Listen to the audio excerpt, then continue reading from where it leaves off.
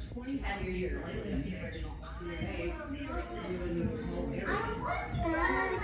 a video of that.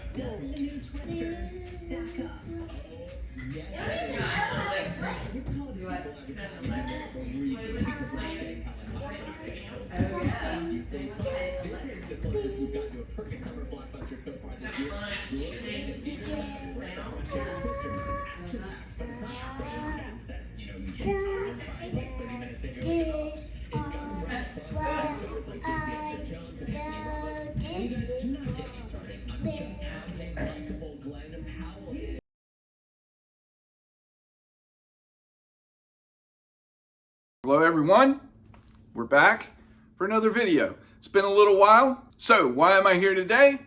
We're talking about some new releases from 2024, playing a little bit of catch up. This is technically, I guess, the second quarter of the 2024 year. We got a stack here today. The second quarter has been a little bit more busy as far as albums I've actually bought. So why am I here today? We're going to talk about some new releases from 2024.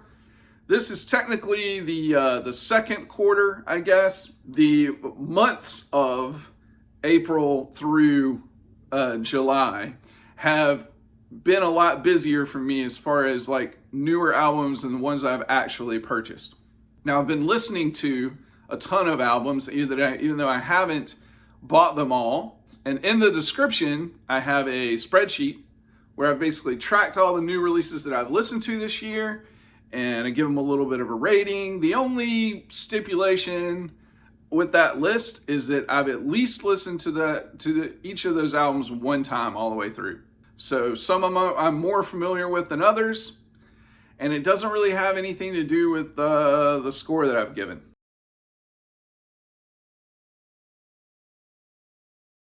So I want to start with this album, and this one's been talked about by a few people already, and it's All Born Screaming by St. Vincent, the latest record by St. Vincent with an absolutely incredible cover. Where do I stand with St. Vincent? I'm a big fan. I'm a big fan of Annie Clark. It was actually her second album that really turned me on to her in 2009, but I immediately went back to her first album, which came out 2 years prior. It was a kind of orchestrated art rock that was very different from what was happening in indie music at the time, right? And indie rock at the time. I've got to be honest, I was not a big fan of her last album. I thought it had 4 really, really good songs. The kind of embracing of the 70s pastiche thing was just a bit much for me. I also just wasn't a big fan of the production by Jack Antonoff. This album is more of a return to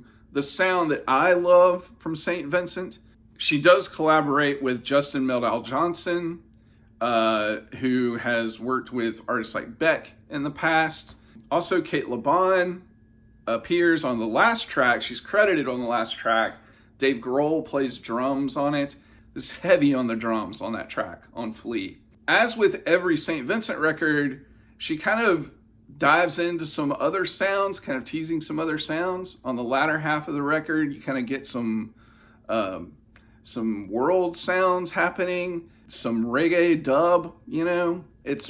I think it's outstanding, and it's really stark, and it cuts right to the point. But anyway, I think it's a great record. I think it's definitely her best since the St.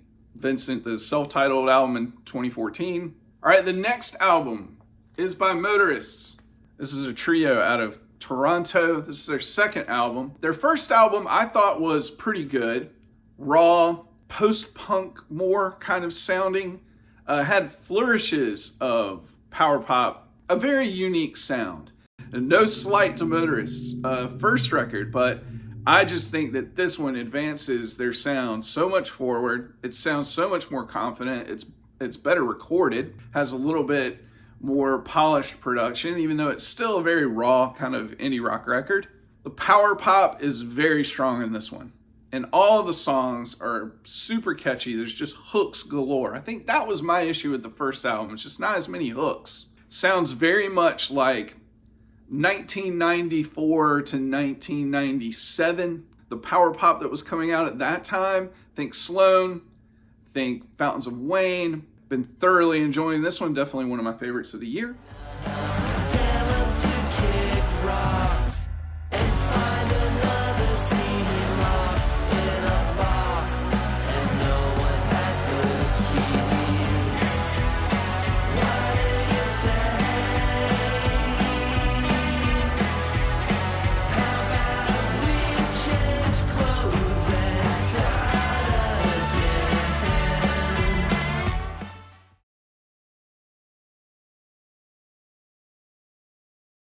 Speaking of favorites of the year, let's go with Charlie Crockett. $10 Cowboy. This is his latest record, probably like his 30th, released in the last 10 years. Not that many, but he's very prolific. So I'll admit, I got to Charlie Crockett a little late. I didn't really get into him until probably around 2020. I think a lot of people would say that his earlier records are like where it's at, you know? And they're still a good bit raw. This one, no. This one is, the production level's much, much higher. It was recorded in Arlen and Church House Studios, 2 different studios in Austin, Texas. It sounds at times like a record that would have been recorded like in Nashville in the 70s, but like the classic stuff, like the really good stuff. He brought in as many people as he could into the studio for this one. The best thing about Charlie Crockett as a whole is just how American he sounds. Like, I mean, the full embodiment of American music. Yes, up front, country, right? Such a sophisticated way of bringing in like blues and R&B and soul, even at times like a little bit of jazz. I mean, this album is outstanding, you know, and you really can't go wrong with any of his records. Again, I came to him a little late, so maybe that has something to do with it, but I actually kind of like hearing him with this fuller, more produced sound. But of course, the song America, probably my favorite song of the year so far. $10 Cowboy, Charlie Crockett. 2 of my favorite albums of the year so far both have cowboy hats. America, I just keep working. Doesn't matter how I feel. America, it's been said that my whole life is in your hands. So America, if you see me crying, know I'm only a man. All right, so sticking with the country Americana feel, we're going to talk about John Moreland's new record, Visitor. John Moreland is a singer-songwriter out of Oklahoma. I've been into him since about 2013-ish, I think. BJ Barham from American Aquarium talked about John Moreland on his Instagram account years ago, and that's where I learned about him. I think a lot of people got into John Moreland with his 2015 record.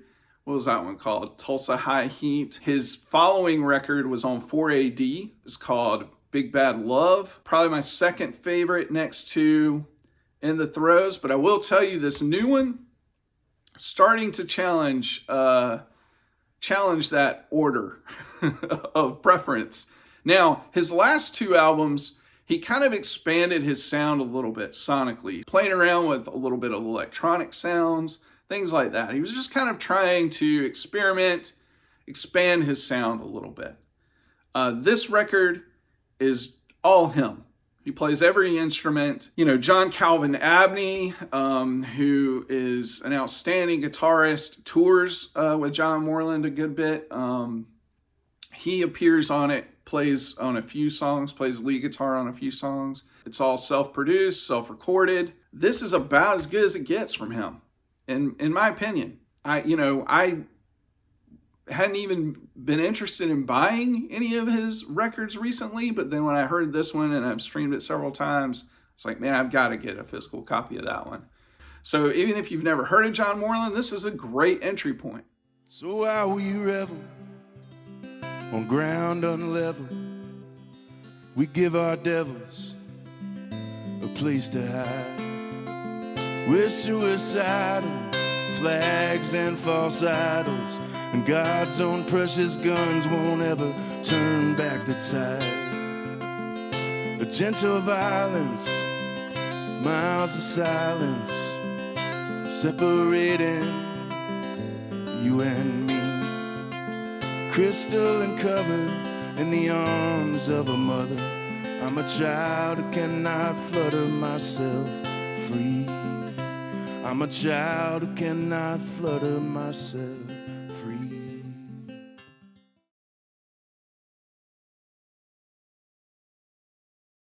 All right, now for something completely different. This is Beings.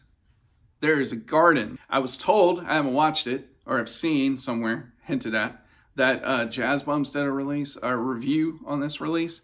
It's not a jazz record, so it's great to see them talk about some albums that aren't jazz. I'm a not jazz bum. Why did I get this album? It's because of the ensemble of musicians, right? Now, I will admit that, how do you pronounce his name? Shahzad Ismaili. I'm not as familiar with him as a musician. The other three, pretty familiar with. So we have Jim White on drums, Madman on percussion. We have Zoe Amba, Steve Gunn, who I'm a huge fan of. Big fan of Steve Gunn. So primarily, Steve Gunn kind of brought me here. But this, I think, is a really good record. It's an improvised set. It kind of goes in a myriad of places. Sure, because of the, saxophone, there's some jazz, some kind of free-ish jazz in there. By and large, I would just kind of call this avant-garde rock. It's definitely experimental, definitely out there. There's moments of kind of ambience, some quieter moments. There's spoken word from Zoamba on here. And I think that the guitar work is excellent, and the percussion work from Jim White is just bonkers at times. Outstanding stuff. I get more out of it with every listen. I hear something different every time that I listen to it. Those are the records that we should all enjoy, right? So I highly recommend Beings, There's a Garden. Staying in the experimental world, we're going to talk about Claire Rousey. This is her latest album, Sentiment. It's her Thrill Jockey debut. She was Canadian born, moved to Texas at a younger age, kind of came up in Texas as a musician, started as a percussionist, really got into field recordings and electronic music, has half a dozen different collaborations with other musicians out there, as well as other music just recorded under her name. This album caught my attention because it has a very kind of slowcore feel to it, and I'm a big slowcore fan. There's vocals, but they're all affected by like vocoder of some sort. It's a synthesized kind of vocal. I find it captivating. Slowcore, but not slowcore in the way that you think of traditional slowcore, right? The 90s kind of sound. It was like a trio, maybe a quartet, and it's like very organic in guitars and bass and drums. This is more electronic. There's more there's synthesizers involved, room recordings, people being recorded in rooms, just kind of talking. There are strings involved, but it's just a gorgeous, gorgeous record. Very intimate. But this album is excellent. Right now, top 10 contender. Voices cracking in the dark. Is it self-destruction and pure of heart?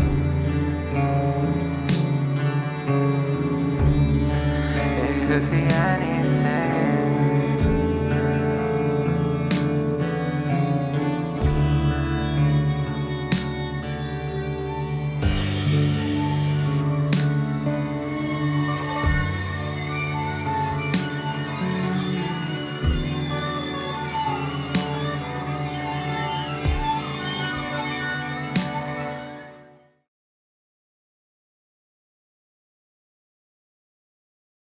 Obibio Sound Machine. This is Pull the Rope on Merge Records.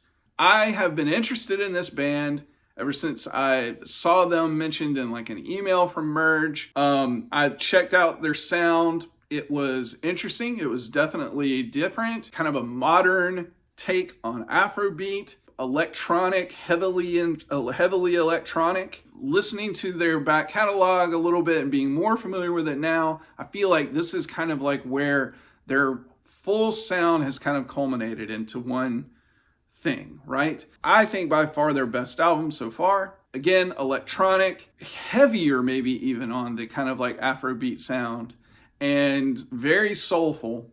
At times, it's almost got even kind of like a post-punk kind of vibe to it. At times it gets political, for sure. More than at times, but it's a very energetic, fun kind of listen, very engaging, gets you moving if you're a mover. I'm not much of a mover, but this will get you moving if you're a mover. If you're a shaker, if you're a shimmier, well, if you're one of those types. This the life, the how we go. This the life, the how we go. This the life, the how we go. Let's go to the road. Let's go to the road. Even though we got to pull the trigger. Let's go to the road. Together we roll. Told you guys there was going to be a lot. Last record I'm going to talk about is by a group called Sun Atlas. Now, this is a mysterious group. There's not a lot known about them. They've kind of done that intentionally. I mean, there's a bunch of people playing on this as far as I know, but I think it's primarily the project of two guys.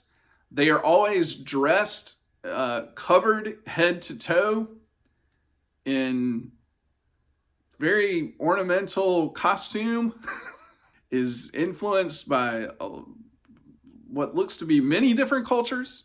But yeah, this is a mashup of jazz and kind of cinematic soul, like funk, R&B, but yeah, very horn heavy kind of jazz. Sounds spiritual at times.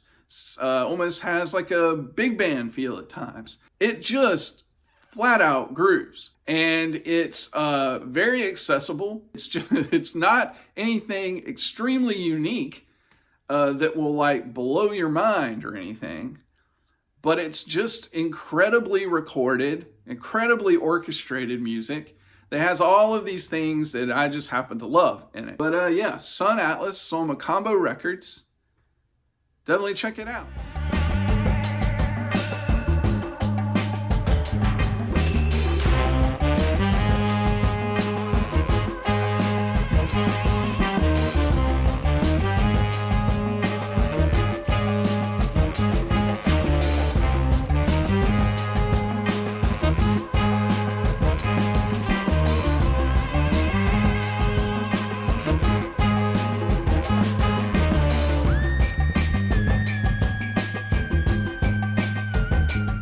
So headed out of town in a few days. Hopefully I'll have this edited and posted before I leave. Going out to Portland, Oregon, visit my sister and niece. Taking the whole family, kids' first plane trip. Little anxiety about that, but we'll see. Hope everybody's doing well. This has been kind of a weird video, but I just felt like I needed to make something kind of update everybody. I wanted to talk about these albums. I wanted to, like, you know, if some people aren't familiar with them, I want people to know about them. Good records. So anyway, we'll see you in the next video. All right. Cheers. Digital gramophone makes no sense.